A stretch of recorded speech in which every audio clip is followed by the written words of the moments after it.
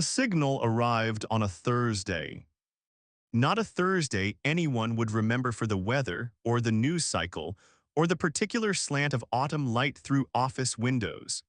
It arrived the way most things that change history arrive, quietly, between one heartbeat and the next, with no ceremony at all. The Galactic Arbitration Council had been transmitting for 6 hours before anyone at the UEDC's Deep Space Relay Station flagged it as something other than background noise. 6 hours. In that time, Secretary General Amara Osa had eaten breakfast, chaired a budget meeting, and approved a new water reclamation initiative for the eastern coastal territories. She had not, in any sense of the word, been waiting. The message was simple. 37 words in Galactic Standard which translated imperfectly, as translation always does to something like this. The matter of contested sovereignty over the Corinth's Drift, third spiral arm, subsector 9, has been scheduled for formal resolution. Per Council protocol, each party shall present one champion. The trial begins in 14 standard cycles. Failure to present a champion constitutes concession of all claims. 14 cycles, 11 days by Earth's calendar. The galaxy, it turned out, had been arguing over a stretch of uninhabited interstellar space for longer than humanity had existed as a species.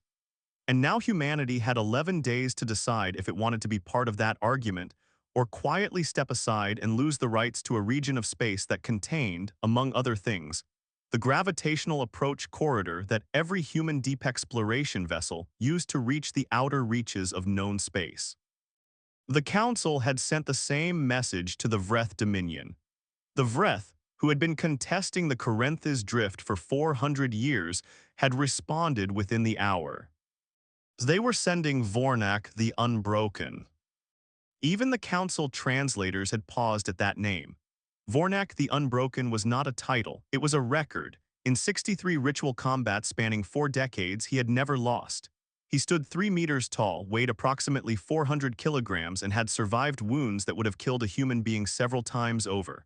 The Vreth did not send Vornak to send a message. They sent him because the outcome of sending him was, by all recorded precedent, a foregone conclusion.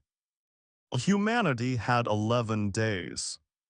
And Secretary General Osai, staring at the translation on her screen, made the decision that everyone in the room immediately recognized as either the most politically defensible choice they had ever witnessed, or the beginning of the end. She opened a channel to the UADC's Champion Registry. Then she stopped, closed it, opened a different file entirely. "Get me the retired personnel database," she said. "Cross-reference, decorated service record, extreme environment experience, psychological resilience assessments in the 95th percentile or above." She paused. "And no age filter." The aide at the terminal looked up. "No age filter, ma'am." "Oh, you heard me." His name was Raymond Curtis Okafor. He was 93 years old, and he had been retired for 12 years, and he was, at the moment the UEDC's message arrived at his home on the Oregon coast, attempting to repair a gutter that had been pulling loose from the eave since the last windstorm.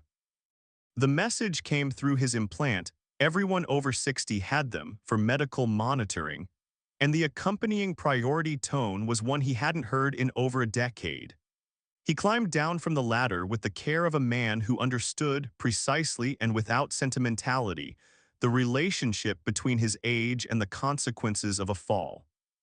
"Oh, he read the message. Oh, he read it again." Then he went inside and made a pot of coffee, and he sat at the kitchen table with the mug between both hands and the gray Pacific visible through the window, and he thought about it for a long time. Raymond had been a firefighter for 41 years. He had started at 22 in the city of Portland before the climate shifts had turned the Pacific Northwest into a fire corridor that required a completely different kind of firefighter than the ones who had come before. He had adapted. He had learned. He had spent 14 years as incident commander for the Pacific Regional Emergency Response Network, which was a bureaucratic title for the person who got called when the other incident commanders needed help. He had walked into buildings that no building should have been able to contain. He had organized evacuations through conditions that were, on paper, unsurvivable. He had lost people, not many, but some, and he had carried each of those losses with the same quiet, particular weight that shaped everything he did afterward, not as a wound but as a kind of ballast. Something that kept him level when the world was anything but. He had retired at 81, which everyone agreed was extremely late. He had not retired back. He'd lost a step. He had retired because his wife, Helen, had been diagnosed with something that required more of him than a career allowed, and he had given her the last 4 years of her life with the same total attention he had given everything else. She had been gone for 8 years. He had spent those 8 years on the Oregon coast, maintaining the house, tending a garden that was too large for one person, and occasionally consulting for the regional fire authority when they had a problem they couldn't figure out. He was, according to his most recent medical assessment, in excellent health for a man of his age, which was a phrase that quietly contained within it the acknowledgement that excellent health was relative and age was not. He was not, by any conventional metric, a candidate for interstellar arbitration combat. He called the UEDC back. "I have questions," he said. They sent 3 people to his house. A UEDC liaison named Priya Vasanthakumar, who was 34 and had the particular controlled nervousness of someone who has been handed an assignment she cannot fully explain to herself. A xenobiologist named Dr. Fenwick Kao, who carried a tablet loaded with everything humanity knew about Vreth physiology, which was not quite enough. And a protocol specialist named Sergeant Elena Marchetti, who had spent 6 years assigned to interspecies liaison and who looked at Raymond when he opened the door with an expression he recognized. The look of someone reassessing a situation in real time. They sat in his kitchen. He made more coffee.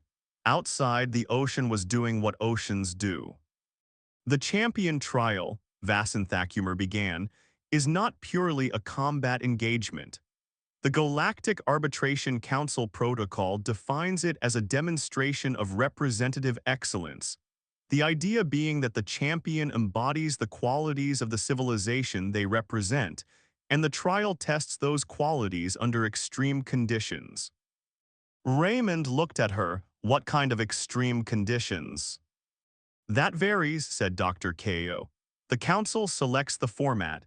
We've been given preliminary indication that this trial will involve 3 sequential phases. Phase 1 is environmental endurance. Phase 2 is problem-solving under duress. Phase 3 is direct engagement with the opposing champion." Raymond nodded slowly. "And direct engagement means?" "Combat," said Vasanthakumar. "Yes." "Against Vornak the Unbroken." "Oh, yes." There was a silence that had the texture of a room in which several people are privately calculating odds. "Walk me through the Vreth," Raymond said. Dr. Kao opened his tablet. The Vreth were a species that had achieved spaceflight approximately 600 years before humanity. They were bipedal, bilateral, broadly analogous in structure to terrestrial mammals, and almost entirely unlike any terrestrial mammal in the ways that mattered. Their musculature operated on a different principle than human muscle tissue. Their pain response was attenuated to a degree that human neurologists found almost incomprehensible. They healed quickly, experienced fear differently, and had evolved in a high-gravity environment that gave every adult Vreth a baseline physical capacity roughly equivalent to 3 or 4 adult humans at peak condition. Vornak was not an average Vreth. Vornak was what happened when a species that produced exceptional physical specimens selected the most exceptional of those over 4 decades and gave him every possible reason to keep exceeding himself. Raymond listened to all of this. He asked clarifying questions, good ones, Marchetti noted, the kind that suggested he was modeling something rather than just collecting data. The problem-solving phase, he said finally. What's the council's track record on those? What kind of problems? Ko pulled up the records. 13 previous trials involving species new to the arbitration system. The problems had included navigating a structurally unstable environment, coordinating the survival of a simulated population under resource constraints, and in one case, identifying the source of a cascading system failure before it reached critical threshold. Raymond was quiet for a long moment. Those are firefighting problems, he said. The three of them looked at each other. Mr. Okafor. Raymond. Raymond with respect. Even if you outperform Vornak in the first two phases, the third phase is a problem I'll deal with when I get there, Raymond said. What do I need to sign? He spent 4 days in preparation. Not training, you did not undo 93 years of accumulated physics in 4 days, but orientation. Learning the ship systems with the methodical patience that had been his professional signature. Reviewing every piece of available data on Vreth champion trials, council protocols, environmental specifications. Sleeping well, eating sensibly, walking 3 miles each morning along the cliff path above the Pacific. Marchetti shadowed him. Through most of it, she had been assigned as his handler, a word she'd initially used and he'd corrected without irritation. I don't need a handler, he'd said, but I'd appreciate a good briefing partner, someone who asks the questions I'm not thinking of. She became that. It was not what she had expected the assignment to be. On the 5th day, they boarded the UEDC diplomatic vessel Unbroken Ground, a name that Vasan Thakumer had chosen and that Raymond did not comment on, and began the transit to the council's designated trial location, a neutral station in the outer reaches of the Corinthus drift itself. The station was called, in Galactic Standard, something that translated approximately as the place where things are decided. It was enormous and cold, and lit with the particular quality of artificial light that feels nothing like sunlight. Raymond walked its corridors with his hands in his pockets and his eyes moving with the habit of 4 decades, noting exits, structural load points, atmospheric flow, the way sound traveled. He saw Vornak for the first time at the orientation assembly, where the council's officiants presented both champions to each other in the formal tradition of the arbitration system.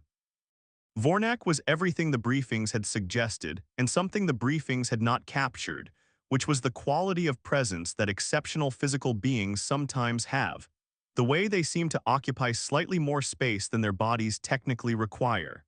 He looked at Raymond with the yellow-gold eyes of his species, and Raymond saw in those eyes something he recognized from a very long career of looking at things clearly: assessment.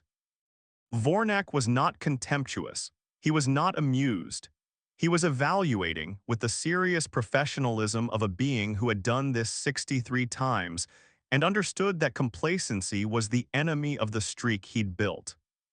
Raymond met his gaze and held it for exactly as long as courtesy required, and then turned back to the officiants. He had been assessed. He had been found in all probability wanting, that was fine. He had been found wanting before by people and circumstances and physics itself, and none of them had been entirely right. The first phase began at the cycle's 6th hour, which was, by some coincidence or perhaps by council design, approximately 3 in the morning by Raymond's internal clock. The environment they were placed in was a recreation of a high-radiation stellar event zone, dense particulate atmosphere, temperature cycling between extremes, electromagnetic interference that made most technological assistance unreliable. They were given basic survival equipment and told that the phase would end when both champions had either reached the designated extraction point or been medically withdrawn. The council, Raymond had been told, had no interest in killing champions. The trial was meant to test, not destroy. There were safety margins. He made note of where those margins were and proceeded accordingly. Vreth physiology was well suited to the temperature extremes. Their high-gravity origins made the atmospheric pressure unremarkable. Vornak moved through the first sector of the environment with the confident efficiency of a being doing something well within his limits. Raymond moved differently. He moved with the careful economy of a person who had learned, over 4 decades, to budget his energy precisely, to never spend more than the situation required, to read an environment before committing to it, to find the path that was not the most impressive but was the most survivable. There was a moment, approximately 2 hours in, when a thermal event, a simulated flare generating a wave of intense radiant heat, swept across the route ahead. Vornak powered through it. His physiology absorbed the heat differential with the stoic efficiency of a being evolved for hostile environments. He emerged on the other side with minor surface damage and continued. Raymond watched this from the shelter of a structural outcropping where the thermal wave's geometry would not reach. He waited 43 seconds.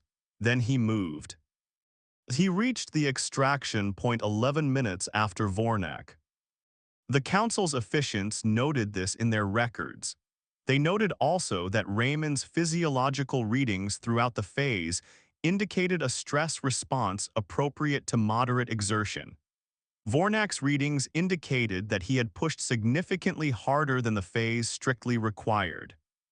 This was information. Raymond filed it carefully. The second phase was the one Raymond had been thinking about since the briefing in his kitchen. The Council presented it simply. A cascading system failure was propagating through a simulated habitat complex. The complex contained a population of 240 simulated inhabitants. The champion had 90 minutes to minimize casualties. They would be scored on outcomes, not method. Vornak went first. He was given the SAM. E-briefing, the same tools, the same 90 minutes. Raymond was not permitted to observe. He sat in the waiting area and thought about fire. He thought about the specific quality of attention required when the situation is dynamic, and every decision creates new decisions, and the information you have is always less than the information you need. He thought about the 3 principles he had settled on over 4 decades as the ones that mattered most. Understand what is actually happening before you decide what to do about it. Protect what can be protected without sacrificing what cannot be replaced, and never let the scale of the problem persuade you that nothing can be done. He had learned the first principle from his first incident commander, a woman named Ruth Calloway who had retired the year he made lieutenant, and who had told him that most errors in high-stakes environments came not from wrong decisions, but from right decisions made about the wrong problem. He had learned the second from a building in southeast Portland that had taught him, in very direct terms, the difference between salvageable and lost. He had learned the third from Helen's. Vornak's results, 81 survivors out of 240, a score of 33.75% survival. The Council's officiants noted that this was consistent with Vreth champion performance in analogous phases.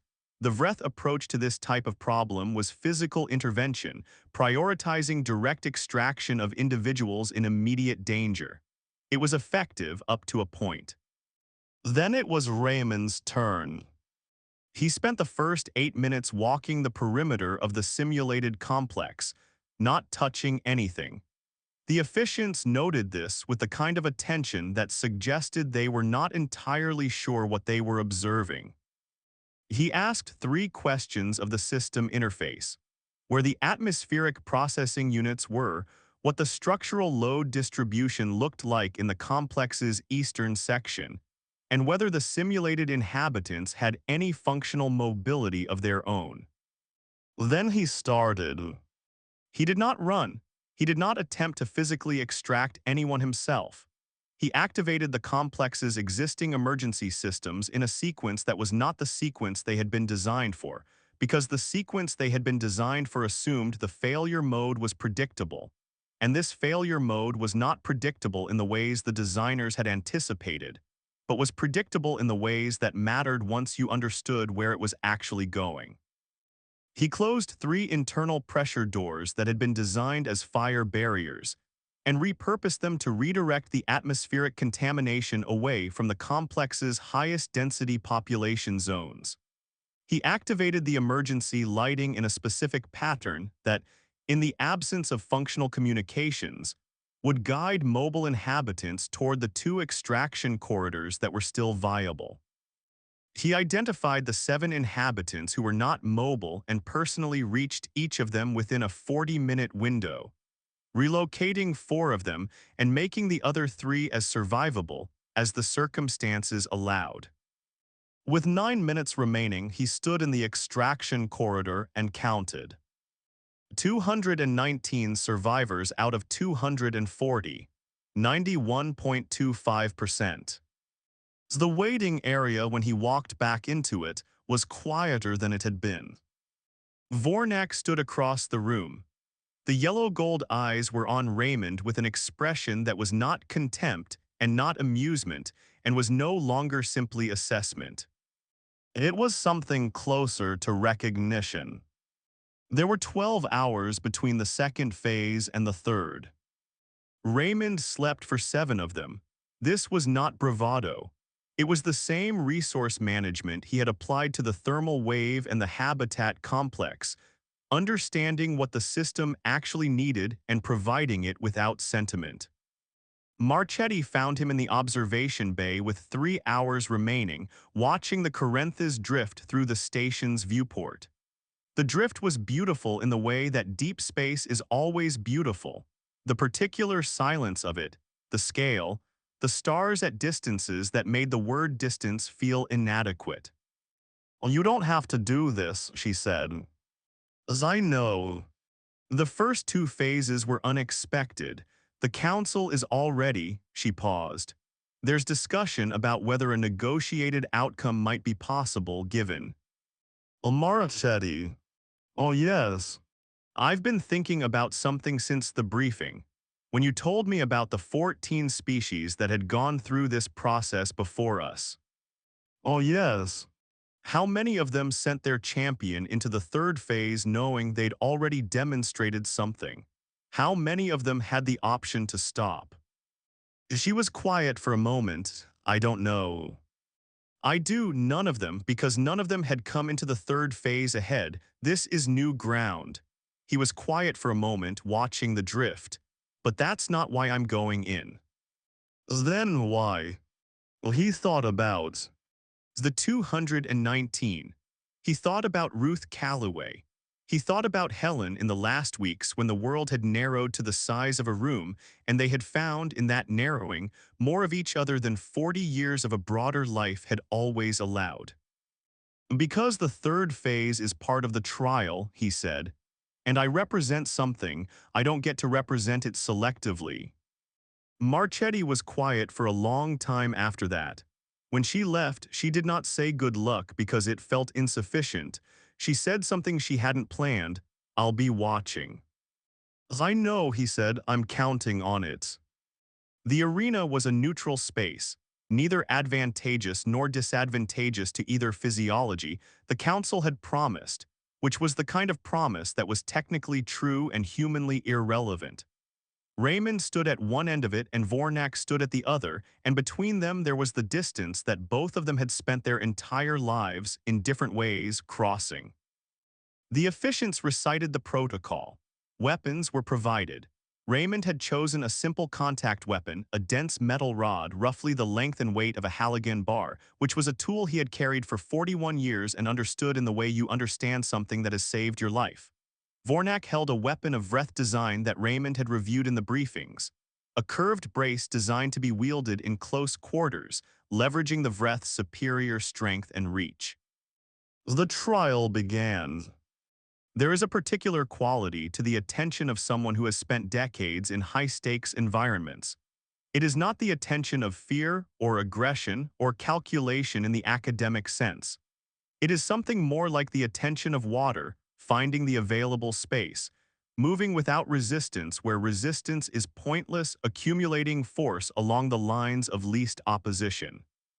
Raymond did not try to match Vornak's strength. This would have been the same error as walking through the thermal wave, spending resources the situation did not require and that he did not have. He moved instead, constantly, consistently, with the particular economy of someone who had climbed a great many burning staircases and learned that stillness in dynamic environments was almost always the wrong answer. Vornak was fast, faster than the briefings had fully conveyed, which was one of the ways that briefings always fell short of reality. But speed required commitment, and commitment Raymond had learned from fires and from buildings and from 41 years of watching systems under pressure created vectors, directions, predictable arcs. He did not win, not in the way the word winning is usually meant. What happened in the arena in the 47 minutes of the third phase was something more complicated than winning, which is why the council's officiants would spend considerable time afterward discussing how to classify it in the formal record. Vornak landed significant strikes. Raymond's left arm was compromised within the first 10 minutes, a blow that the medical sensors registered as structural damage significant enough that the officiant's hands moved toward the withdrawal protocol. Raymond did not withdraw, he adjusted. His use of the Halligan shifted, compensating with a precision that KO, watching the medical feed, described afterward as the most disciplined pain management response he had ever observed in a non-pharmaceutical context. In the 20th minute, Raymond did something that no previous champion in the council's records had done in direct engagement with a Vreth opponent. He stopped moving away. He moved toward Vornak instead, inside the arc of the Vreth weapon, inside the range where Vornak's superior reach became irrelevant, where the weight differential became leverage rather than disadvantage. It was the firefighter's instinct. When the building is coming down, the safest place is sometimes the interior of the collapse, where the debris falls around you rather than on you. Vornak, for the first time in 63 trials, hesitated. It was a fraction of a second, it was enough. Raymond was not stronger, he was not faster. He was not, in any physical sense, the equal of the being across from him. But he had spent 41 years learning how to create moments in which physics was not the deciding variable, and this was one of those moments. The outcome of the third phase was not a clean victory. It was a mutual withdrawal. Both champions had exceeded the physical parameters that triggered the officiant's intervention, and the council called the engagement with Raymond standing and Vornak on one knee, which was a distinction that the official record would note without fully resolving. What the record noted with more clarity was the overall score. Across all three phases, Raymond Curtis Okafor, UEDC Champion 7, Vornak the Unbroken, Vreth Dominion Champion 4. The council deliberated for 2 cycles. This was unusual. Previous trials had produced verdicts within hours. The extended deliberation was, the UEDC's diplomatic attaché advised Secretary General Osai, a sign of active debate rather than clear outcome, which could mean several things, none of them certain.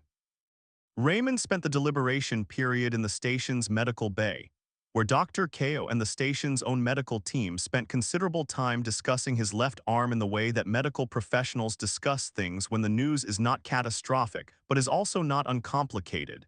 He would keep the arm. The recovery would be significant and the timeline would be longer than his age made convenient. He noted this without particular distress and asked whether there was anything to read. On the second cycle's final hour, a message arrived from the council's chamber. The Corinth's drift and all associated approach corridors and resource claims were awarded to the United Earth Democratic Coalition in perpetuity, pending standard council review at 50-cycle intervals. This was the technical outcome. It would take the diplomatic corps months to unpack the full implications. The non-technical outcome arrived separately and was less official, and would not appear in any formal record. It was a message transmitted from the Vreth Dominion diplomatic vessel, addressed to the UEDC ship Unbroken Ground, specifically to Raymond Curtis Okafor. The translation imperfect, as all translations between species are read. I have faced 63 opponents. 22 of them were of my own species. The others were from 14 different civilizations, none of which were yours. In 63 trials, I have encountered skill and strength and intelligence and fear and courage and various combinations of these things. I have not previously encountered the thing you brought to the third phase. I do not have a word for it in any language I speak. If your people have a word for it, I would appreciate knowing it. Raymond read the message twice. Then he wrote back, and the translation algorithm did its imperfect best. And what arrived in Vornak's implant was the closest available approximation of a single English word. Stubborn. The response came back in minutes. I will learn this word. Raymond Curtis Okafor returned to the Oregon coast on a Wednesday. The gutter was still pulling loose. He climbed the ladder again with the care of a man who understood the relationship between his age and the consequences of a fall, and he fixed it. The garden needed attention, the coffee needed making, the ocean was still doing what oceans do. He was 93 years old, and he had represented humanity in the oldest formal trial system in the known galaxy. And he had won in the way that things that matter are won not cleanly, not without cost, but decisively in the places that counted. In the UEDC's public announcement of the arbitration outcome, Secretary General Os used carefully diplomatic language about the outcome of the champion trial. She described it as a significant demonstration of human capability and the principle that civilization could not be reduced to any single metric of strength. What she did not include in the public statement, because it was the kind of thing that resists reduction to press release language, was the message that had come from the Council's chief officiant to the UEDC diplomatic team in the deliberation period. The message said, the trial record will note that the UEDC champion score in the second phase is the highest recorded in any champion trial in Council history. The record will also note that this champion was 93 standard years of age by his civilization's reckoning, which raises a question that the Council has not previously had occasion to ask about your species. If this is what you send when you are not trying to impress us, what do you send when you are? Osai had read the message 3 times, and then forwarded it to Raymond's implant without comment. His response had been brief. To tell them we'll let them know. The Corinth's drift remained open. Human exploration vessels moved through the corridor in their steady thousands, outbound into the dark, carrying forward the particular quality of attention that Raymond had brought to an alien arena on a Thursday in autumn. The conviction that the size of the problem was never, by itself, a reason not to try. The galaxy did not know what to make of this. It was still working on it. Somewhere on the Oregon coast, a retired firefighter tended a garden that was too large for one person and watched the Pacific and waited for the coffee to be ready. He was not worried about the galaxy. The galaxy he had found was capable of figuring things out, given time and the right demonstration. He had given it both. That was enough. That had always been enough.